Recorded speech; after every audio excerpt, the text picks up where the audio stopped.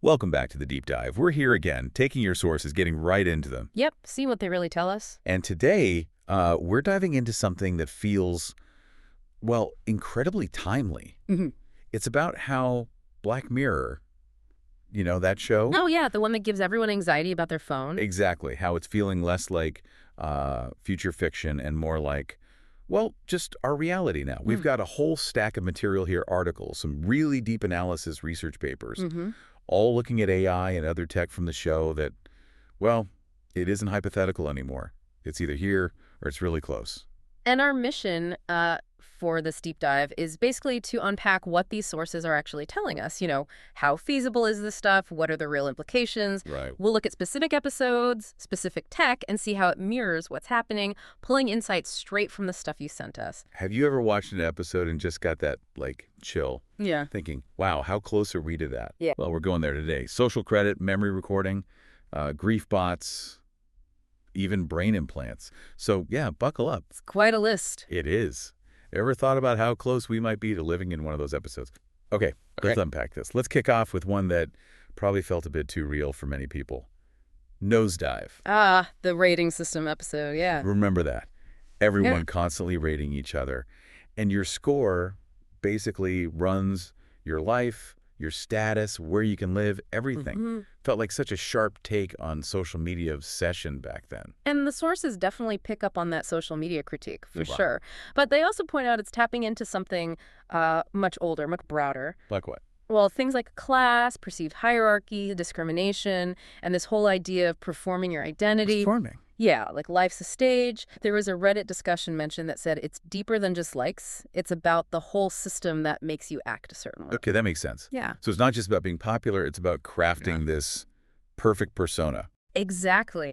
And this psychological analysis we looked at from Sci-Fi, it really digs into that. It connects it to ideas like dramaturgy. Dramaturgy, like life's a play. Pretty much. We're always performing for an audience. And impression management consciously shaping how people see you? Like Lacey practicing her laugh in the mirror. That felt so forced. Totally. Pure performance. And the source also talks about groupthink. You know, just going along with the crowd to fit in, like when Lacey shuns her coworker. Yeah, even though she didn't seem to want to. Right. It shows how these systems can really push people towards being, well, kind of superficial and just conforming. And it brings out a pretty grim side of things, doesn't it? The sources mention dehumanization, that constant need to please people. It's not genuine. It's totally self-serving. Remember Naomi telling Lacey straight up she only got the wedding invite because her score was good for Naomi's image. Brutal honesty right there. It really is. People just sacrificing real connection, real feelings, just for points, for status. And that definitely takes a psychological toll. The sources talk about the hedonic treadmill. The what now? The hedonic treadmill. It's like you're constantly chasing the next hit of validation, a higher score, but you never actually feel satisfied. It just keeps moving. Ah, okay. Like running but staying in the same place. Exactly. It fuels negative social comparison, makes you constantly perform this often fake version of yourself. The Sci-Fi source uses Susan, the truck driver, as the opposite. Right, she just opted out. Yeah, she stopped performing and found freedom in just being herself. A stark contrast. Okay, so that's the fictional warning. But then, boom, China's social credit system. That comparison comes up constantly. It really does. And the source we have on that explains it was announced back in 2014, aiming for wider rollout by 2020. But it's important to get this right. It's not actually one single unified system across the whole country. Not yet, anyway. Oh, really? I always pictured it as one giant score. Well, it's more like a patchwork. Different local governments have their own pilot programs, and private companies have systems too, like Ant Financial's Sesame Credit. Sesame Credit, yeah. And technically, the sources say participation is often voluntary at the moment, but there are definitely strong incentives, maybe even pressure, to join in. So not quite the monolithic government score from the show, but similar elements. The building blocks seem to be there. The sources list specific criteria. You can lose points for, you know, traffic tickets, not paying fines. Okay, standard stuff. But also things like standing up a taxi reservation or even stealing electricity in certain cities like Rongcheng. Wow. And you can gain points for good deeds like donations. Private systems like Sesame Credit use different data, maybe docking points for too much gaming time. Seriously? Yeah, or boosting it for being a parent. And controversially, they linked Sesame Credit scores to a dating platform at one point. Oof. Okay, so what are the consequences? High score versus low score. Well, high scores can get you perks, quicker processing for paperwork, maybe discounts. Low scores, that can mean extra hurdles, more fees, even being blocked from buying plane or train tickets. Whoa. The source calls it a potential negative spiral. It could really deepen social divides. What's the official reason for it? The government's stated goal. The sources say it's framed as building trust, addressing issues like food safety scandals in the past, or the fact that many people in rural areas don't have a traditional credit history. Okay, I can see the argument there. Yeah. But the critiques? They're significant. Concerns that it's used to enforce vague laws, automate political control. Some analysis even links it to a kind of tech-updated version of Mao's mass line idea for social management. And I assume this all relies heavily on surveillance. Oh, absolutely. Yep. Facial recognition, massive camera networks. The source mentions that test where a BBC reporter was tracked down in just 7 minutes. 7 minutes? Yeah.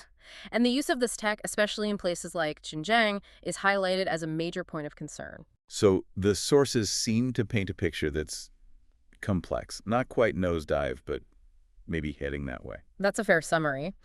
They say it's not necessarily the full-blown dystopia some extreme Western media portrays, but they do explicitly call it quite scary. Right. And they stress it's different from, say, your Uber rating because of the government link and control potential, and they actually warn other countries against copying it. It's definitely a real system with some deeply unsettling echoes of Black Mirror. Wow. Okay. So controlling your life via a score. Yeah. That's one unsettling direction. What about controlling your own past, your memories? That brings us to the entire history of you. Ah, the grain. The little implant that records everything. Yeah, it records everything you see and hear. Perfect recall, instant replay. Seems appealing at first, right? Reliving good times. For about 5 minutes, maybe. Then the episode shows the nightmare. Obsessively replaying conversations, feeding jealousy, destroying relationships. Exactly. It gets dark fast. Is anything like that actually possible? Well, the sources point to tech moving that way. Back in 2017, a company called MMT Neurotech reported they were developing an implanted memory playback system using fMRI scans. Seriously? An implant? Yeah. Now, their stated goal was positive, helping Alzheimer's patients access memories, or maybe implanting helpful memories for people with autism, noble goals. Sure. But the source immediately asks the obvious question. What happens when this gets commercialized? It's not hard to see it becoming the grain, is it? Not at all. From replaying memories to, well, dealing with memories of people who are gone. That leads us to these digital resurrection technologies, grief bots. Right. And the VKTR.com source really delves into this. These tools try to simulate conversations, interactions with loved ones who've passed away. Using their old texts and emails and stuff. Exactly. Using their digital footprint to mimic their likeness, their way of speaking. And the source does acknowledge, look, for some people, this might offer a kind of comfort. I could sort of see the appeal, wanting that connection, but it just feels ethically murky right off the bat. Deeply murky. And the sources lay out huge ethical, psychological, and even societal questions. Ethics-wise, consent is paramount. Consent from the person who died. Yes. The source cites survey data. I think it was Masaki Owasaki's survey showing 58% acceptance if the person gave explicit consent beforehand. But without consent, acceptance plummets to just 3%. Wow, that's a massive difference. Huge. And then you have questions about, companies commercializing grief, the need for transparency, the very real danger of deepfakes being used maliciously if this isn't regulated carefully. And psychologically, does it actually help people grieve, or does it just trap them somehow? That's a major concern raised in the source. It could definitely complicate grieving. They mentioned the example of Joshua Barbeau using Project December. Oh, I remember reading about that. He talked to an AI version of his fiancée. Right, and while he felt it gave him some closure, the source points out the risk. You might get stuck, attached to this digital copy, delaying acceptance, keeping you kind of tethered instead of moving through grief. Yeah, that makes sense. There's a real danger of exploiting vulnerable people. The source really stresses the need to bring mental health professionals into the loop as these things are developed. Definitely. It's not just code. It's about how humans process loss. Precisely. And societally. The source asks if these tools could fundamentally change how we view relationships, even death itself. How so?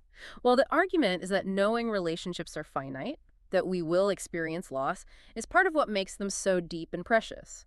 We cherish the time we have. Okay. If you have this digital continuity, does it lessen the urgency to nurture living relationships? Does it devalue real human connection? Even mourning rituals could change, maybe lose their cultural weight if companies don't handle this thoughtfully. So many to consider there. Okay, we've hit social scores, memory tech, digital ghosts.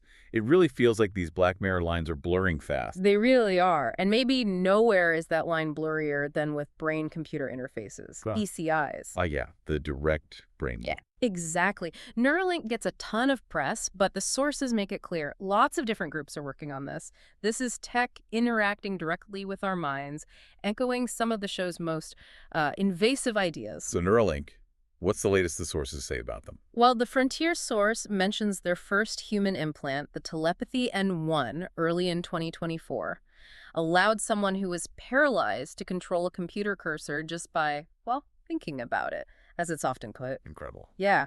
And they've announced other projects, Blindsight, aiming for vision restoration, ConVY for controlling robotic limbs. The source highlights their innovations, tiny devices, loads of electrodes, robotic implantation, wireless function. It's advanced stuff. The medical potential seems enormous. It really does. For severe disabilities, quadriplegia, blindness, it could be life-changing. And potentially for neurological, psychiatric conditions, too. And it's not just Neuralink pushing this. No, the source mentions other exciting work, like that digital bridge out of Lausanne, helping a man with a spinal injury walk again by rerouting brain signals. There's research into less invasive implants, adaptive systems using AI, even decoding speech from brain signals for people who can't talk. Neuralink is prominent, maybe the most funded, but not alone. Okay, the benefits are clear, potentially revolutionary. But yeah, this is where it gets really interesting, right? The bigger questions these raise. Oh, absolutely. And the sources dive right into the challenges. Clinically, there are still big unknowns. Like what? Long-term effects, basic safety, how usable are they day to day? Does the signal quality hold up? How long do the devices last? What are the risks if you need to remove or replace it? Could there be cognitive side effects like brain overload? Evaluating risk versus benefit for desperate patients is ethically tricky. And the ethics for the patients themselves must be complex. Hugely. Informed consent, especially. How do you ensure someone truly understands the risks when they're desperate for improvement? Patient autonomy, making sure they control the device, their data. And what about long-term care? What if the company goes bust or jacks up the price? Right. Plus, devices like Neuralinks can potentially write information to the brain, not just read it. That opens up a whole other can of worms. Like enhancement. Using it on healthy people. Exactly. And massive privacy risks. We're talking about raw brain signals, probably the most sensitive data imaginable. Did the sources mention anything about the research process itself? I feel like I heard some criticism. Yes, they did. Neuralink initially favored social media updates over traditional peer-reviewed papers, which is unusual in science. And their trial registration was apparently delayed, potentially conflicting with guidelines like the Declaration of Helsinki, though they did register later. Why does that pre-registration matter so much? The sources explain it's crucial for transparency. It stops researchers from, say, changing their goals mid-study just because the data looks different than expected. That prevents biased reporting. It ensures accountability and helps fight the file drawer problem. File drawer. Yeah, where studies with negative results just never get published, skewing the whole picture. Pre-registration builds trust. Okay, so huge ethical considerations. What about legally? Are there laws for this kind of neurotech? It's evolving. The sources talk about this debate. Do we need completely new neural rights? Things like protecting mental integrity, freedom from manipulation, brain signal privacy. Or can we adapt existing human rights? Is anyone actually doing anything legally? Yes, some places are starting. California and Colorado now classify neural data as sensitive information. Spain's got a charter of digital rights mentioning neural rights. Chile actually amended its constitution to protect brain activity, so steps are being taken. But no single overarching framework yet. Not really, according to the sources. Existing laws like GDPR in Europe cover sensitive data, which includes neural data. The EU's AI Act would apply to AI and BCIs. But there's no specific, comprehensive law just for neurotech itself. The sources argue we need to develop these principles now to protect liberty and ensure fairness. And beyond the legal, the philosophical questions just seem immense. Oh, they're profound. Like, how does our sense of self, our agency change when our actions are filtered through a brain implant? What happens to learning through physical experience, embodied knowledge? Could it make us feel disconnected from our body? Oh, extended beyond them. Right. It challenges our very idea of human identity. Yeah. Are we becoming cyborgs? Is that bad? Or just different? Should we try to overcome being, just carbon-based life? The potential upsides are there, but the sources urge caution about these deep shifts. And autonomy. Responsibility. Yeah, does it increase freedom for someone physically limited? Or maybe decrease it in subtle ways? And who's responsible if something goes wrong? A malfunction. A hack. Then there's the far future idea of brain uploading that just opens up the biggest questions about self, consciousness, life itself. And Neuralink, specifically. Yep. They talk about unlocking human potential, right? That sounds like enhancement. It does, and that's a huge part of the neuroethics debate in the sources. What does unlocking potential even mean? Who decides what's desirable? Will it just create more inequality, a cognitive divide based on who can afford it? So many questions. Exactly. The sources stress we need this reflection now, during the experimental stage, to guide rules and not get swept up in either hype or, unfounded panic. It's incredible. We started with fictional ratings and memory gadgets, and now we're deep into brain interfaces, questioning what it means to be human. These sources really hammer home how fast Black Mirror is catching up to us. And you see that common thread, right? Across all these examples, social credit, memory tech, BCIs, the sources highlight this constant tension. Between Between the amazing potential benefits, comfort, treating disabilities, efficiency, and the really significant risks. Yeah. Ethical knots, psychological tolls, privacy nightmares, societal shifts, misuse potential, making inequality worse.